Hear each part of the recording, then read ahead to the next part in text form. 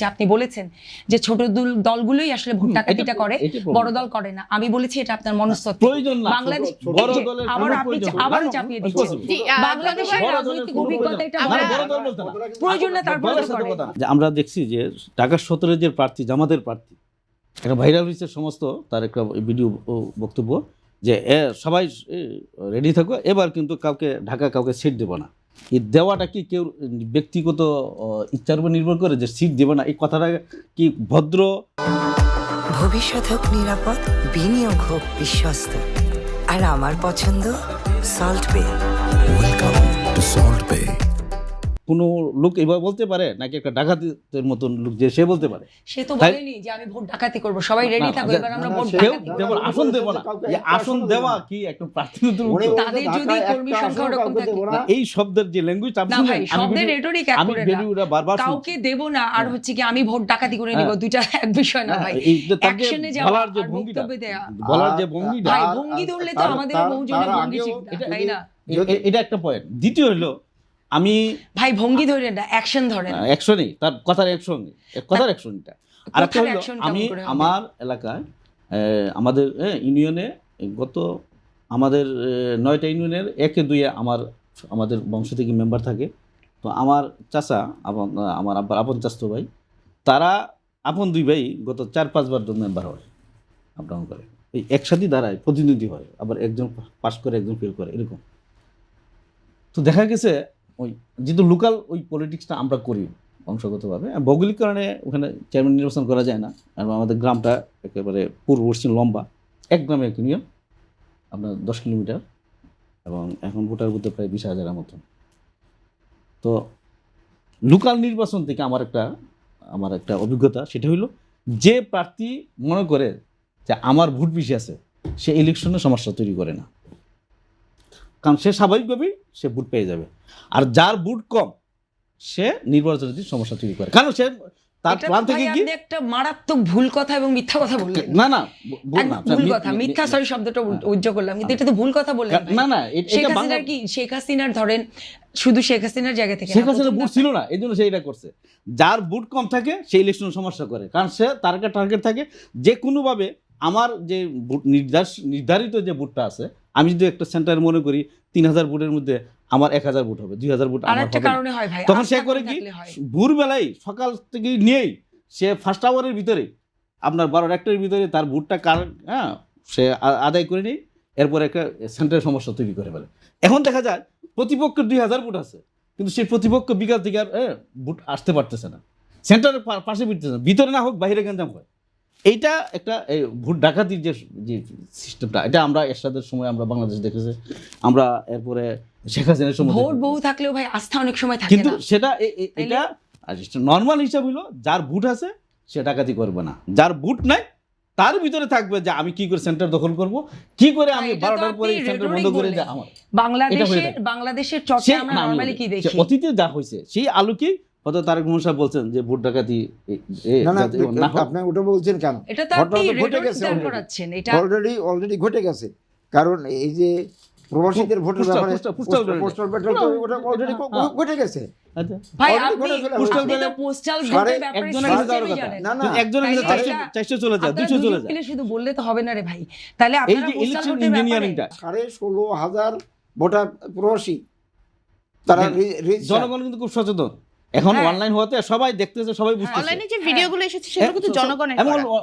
এটা কিন্তু স্বীকার করছে না, সেটা আমি অস্বীকার করব না। ভোট রিগিং এর কথা যদি বলি, আমার কথা হচ্ছে সেই ভোট রিগিং এর দায়িত্বটা কাদের? এই যে একচেটিয়া বলছে, যে প্রসঙ্গটা আমি তুলতে চাইলাম, যে যার ভোট কম তারা রিগিং করে, এর চেয়ে ভুল কথা বাংলাদেশের রাজনীতিতে হয় না। নরমালি দেখা যায় যে না, এটা বাস্তবতা না, আমার ধারণা থেকে আমি বলছি না যে নরমালি ভোট পাবে, আমি বাংলাদেশের চর্চিত প্র্যাকটিস থেকে বলছি, কোন ধরনের তার আমরা এটা একটু দেখি দরকার নাই যে বাংলাদেশে এটা আমরা দেখি না রে ভাই, আমার সেন্টার দখল করতে না, এটা তো নরমালি, এটা তো আপনি প্রতিষ্ঠা করছেন যে হোক, আপনি এটা যদি এনসিপি মনে করেন একটা আসলে ভোট আছে, সে তো এই সমস্যা করবে না। ভোট কম থাকা মানে কি আমার জোর কম, আমার শক্তি কম, তাই তো? আমার তো জনগণের শক্তি নাই। আপনার আসলে যদি আপনি মনে করেন যে 50% ভোট পাবেন, আপনি কি ওখানে সমস্যা তৈরি করতে চাইবেন? সেটা আমি বললাম, আমার মনে করার উপর হয় না ভাই, আপনার মনস্তত্ত্বের উপর যদি বাংলাদেশ নির্বাচন মনে করে কি আপনার কোনো অনুমান আছে না? আপনি আমাকে এবারে একটু বলতে, টার্গেট আছে না যে আপনার এলাকায় আপনার আসন আপনার কি পরিমাণ? আমি শুনছি আপনার কথা, আমি বলবো বলেন। আমার কথা হচ্ছে আপনার মনে হওয়ার উপর, আপনার মনস্তত্ত্বের উপর বাংলাদেশের নির্বাচনী সংস্কৃতি নির্ভর করে না। বাংলাদেশের নির্বাচনী সংস্কৃতির আপনি যদি চর্চা দেখেন এবং এই যতবার হয়েছে সেটা যদি আপনি দেখেন, জোর যার মুল্লুক তার হচ্ছে বাংলাদেশের নির্বাচনী গত 54 বছর হয়েছে। যেই রাজনৈতিক দল তার যত বেশি ক্ষমতা আছে, যার যত বেশি অর্থ আছে, সে নির্ধারণ করে কোন ভোট বাক্স কোন দিকে যাবে, কোন দলের। এটা আপনি অস্বীকার করতেই পারবেন না। মুখের কথায় আপনি বললেই হয় না যে ধরেন আমি এই মুহূর্তে যেমন বিএনপি সবচেয়ে বড় দল, তাহলে বিএনপি ভোট চুরি করবে না। ছোট দলকে তাহলে এনসিপি হচ্ছে ছোট দল, তাহলে ভোট চুরি এনসিপি করবে, ভোট ডাকাতে এনসিপি করবে। আপনার কথা রেটরিকের মানে কিন্তু এটাই আসে যে ছোট দল করলে করতে পারে। এগুলি ভাই এক ধরনের শুধু বড় ধরনের অহংকারীমূলক কথাই না, এগুলি হচ্ছে গিয়ে এই যে আমাদের ছোট ছোট রাজনৈতিক দলকে ব্লেম দেওয়ার কথা। বাংলাদেশ না এনসিপি ছোট দলের কথা বলি না, আমি অন্যান্য ছোট দলের কথা বলছি। অবশ্যই এনসিপি ছোট দল হবে কেন রে ভাই? শুধু অবয়বদের দল করা যায় না। এনসিপি ছোট দল হলে আজকে আমি আপনাদের সাথে আসছি কেন এখানে? কথা হচ্ছে কি সেটাই যে বাংলাদেশের ইতিহাসে 54 বছর আমি কি দেখেছি, দয়া করে সেটা বলেন। আপনার মনে কি হচ্ছে মনস্তত্ত্বে আমার এটা মনে হয়, এগুলি বললেন না। বাংলাদেশের 54 বছর ইতিহাসে আমরা দেখেছি যেই রাজনৈতিক দলের টাকা বেশি, যে রাজনৈতিক দলের বেশি শক্তি বেশি, তারাই হচ্ছে প্রত্যেকটা নির্বাচনী যে ওটা কি বলে ভোট কেন্দ্র, প্রত্যেকটাতে হচ্ছে গিয়ে আপনার দখল করে, প্রত্যেকটাতে হচ্ছে গিয়ে তারা তাদের ক্ষমতা প্রয়োগ। এটা তো আপনি অস্বীকার করতে পারেন না।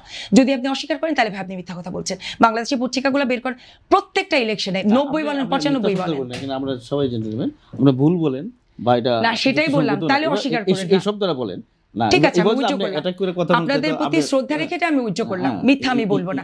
কিন্তু এটা সম্পূর্ণ সর্বৈব হচ্ছে কি এটা মানানসই না। হ্যাঁ ঠিক আছে, আমি উজ্জ্বল করলাম আপনাদের প্রতি রেসপেক্ট রেখে। হ্যাঁ, তো দেখেন আপনি বিষয়টা এখানে আপনি যে বড় দল হইলেই যে সমস্যা করবে, করছে তো রে ভাই, অতীতে করছে, এখনো ঘটার আগে যদি বলে এটা ঘটে গেছে। আপনি তো ঘটার আগে বললেন না ভোট রিডিং, তারা ক্রমান্বয়ে ভোট ডাকাতির কথা বললেন। হ্যাঁ, যে ভোট ডাকাতি হইতে পারে, অস্তিত্ব হইছে, যেহেতু হইতে পারে, সে নিজেই তো এটা দায়িত্ব নিয়ে সতর্ক করতেছে। এক্স্যাক্টলি, এই সতর্কটাকে আপনি সাধুবাদ জানাবেন না, তাকে ধন্যবাদ জানাবেন না? সতর্কতা থেকে সাধুবাদ জানানো সেটা একটা স্পিচ, রেটরিক, বক্তব্য। সাধুবাদ তখনই জানাবো যখন আমি মাঠের চর্চা। আমাদের দেশে একটা এই যে বিশেষ করে এই যে এই বছরের ভিতরে গত 8 মাস বা 10 মাসের ভিতরে একটা প্রবণতা তৈরি হয়েছে যে বাংলাদেশের রাজনীতিতে কাউকে নিরাপদ না রাখা, যে আপনি ভালো বলুক খারাপ বলুক সব কথাতেই এটা প্রশ্নবিদ্ধ করা। না, ওটা আবার আপনি বলছেন নিরাপদ না রাখা, আমি আবার এই শব্দটা বলবো না। এটা আমার কাছে জবাবদিহিতার আওতায় নিয়ে আসা। আচ্ছা, আপনি বলবেন না, অ্যাকাউন্টেবল করা। হ্যাঁ, যে প্রতিপক্ষ যেই যাই বলুক, ভালো বলুক খারাপ বলুক, এটার উপরে একটা প্রশ্ন তৈরি করে ফেলা। এটা কিন্তু রাজনীতিতে, আমরা রাজনৈতিক সংস্কৃতিতে, আমার কথা হলো আমরা মনে করি আমরা যে আদর্শিক জায়গা থেকে যে আমরা বাংলাদেশ নিজাম ইসলাম পার্টি যে রাজনীতি করি, যে প্রতিপক্ষ যদি ভালো কথা বলে, ভালো কাজ করে, সেটাও তুমি সম্মান অবশ্যই অ্যাপ্রিশিয়েট করব। কথা সেটা নিয়েও ছিল না ভাই। আমি যে কোনো কাজে মানে প্রতিপক্ষ একটা ভালো কাজ করলো, খারাপ কাজ কথা বললো, যারা আইনে নাই বিধিতে নাই, এটা করলে আপনি কি বলছেন জানেন ভাই, 10টার মধ্যে 9টা খারাপ কাজ করছে, একটা ভালো কাজ করছে, ওই একটা ভালো কাজকে আমাকে অ্যাপ্রিশিয়েট করতে বলছেন। আপনি করতে পারেন, ওটা তো আমি করবো না রে ভাই। আমি সেটাকে কাউন্টার দিই। আমি একটু স্পেসিফিক করে বলি, মনে হচ্ছে যে আপনার একটা মানে আগাগোড়া একটা করেই বলতেছেন যে না। আচ্ছা, আমি একটা লাইনে শেষ করে দিই, আপনার সাথে আর্গুমেন্টে যাব না। এনসিপি ভালো কাজ করে, আমরা কি পর্যন্ত আমরাও করি এবং রাজনৈতিক সংস্কৃতিতে এটা দরকার, আমি সেটা বলি। কিন্তু আপনি প্রতিপক্ষ ভাই আমি কোনটাকে কাউন্টার দিলাম, আমি সবকিছু টার্গেটে বলি। আমি যেটাকে কাউন্টার দিলাম সেটা হচ্ছে আপনি বলেছেন যে ছোট দলগুলোই আসলে ভোট ডাকাতিটা করে, বড় দল করে না। আমি বলেছি এটা আপনার মনস্তত্ত্ব। প্রয়োজন না বাংলাদেশ বড় দলের আবার চাপিয়ে দিচ্ছেন। বাংলাদেশের রাজনৈতিক অভিজ্ঞতা এটা বড় দল বলতে না, প্রয়োজন না, তারপরে কথা না, কিন্তু যে প্রার্থী মনে করে, সেটাই তো বললাম, যে প্রার্থী মনে করে আমি ভোটে ইজিলি চলে আসবো, সে সেন্টারে ডাকাতি করার।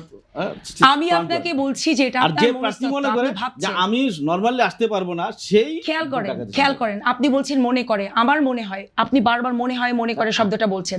আমাকে শেষ করতে দিতে হবে তো ভাই। মনে হয় শব্দটা ভদ্রসূচিত বলতে না, ভদ্রসূচিত মানে এটা অ্যাজাম্পশন। আমি বলছি বাংলাদেশের চর্চিত যে এক্সপেরিয়েন্স, না আপনি বলছেন এটার মানে হচ্ছে অ্যাজাম্পশন, আপনি অ্যাজিউম করছেন। আর আমি বলছি বাংলাদেশের অভিজ্ঞতাতে আমরা যেটা দেখেছি 54 বছরে, সেটা হচ্ছে বড় দলগুলো টাকা এবং অর্থ দিয়ে প্রভাব বিস্তার করে। আমরা আপনাদের দুইজনের মতামতকে আমরা সম্মান জানাচ্ছি।